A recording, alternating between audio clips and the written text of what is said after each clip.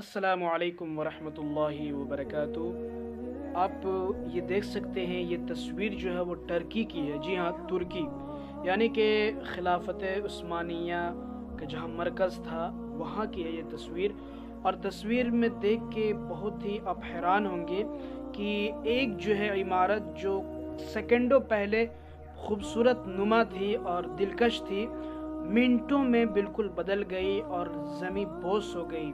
आखिर क्यों? इसलिए कि टर्की में और उनके आसपास टर्की और आसपास के इलाके में बहुत ही हैवी अर्थक्वेक यानी कि ज़लज़ला देखा गया है, जिससे क्लेम किया गया है कि ओवर 4000 पीपल जो है वो जान बहक हो गए हैं। इससे ये सीख मिलता है कि आप जितनी मर्जी जो है अकड़ कर चल लें, आप जो मर्जी दुनिया में कर लें, चाहे वो किसी तरह की भी चीज़ हो, आप ये समझते हैं कि बस मैं हूँ तो मैं हूँ। हर जगह जो है अपने दबाव बढ़ाते हैं, गलत को बिल्कुल नहीं समझते कि ये गलत भी है, और अच्छी चीज़ को आप सुनते भी नहीं है अपनी बादशाहत और हिटलर, और एक तरह से अपना रसूख कायम करते हैं और लोगों पर जुल्म करते हैं, ज़मीन पर अकड़ के चलते हैं।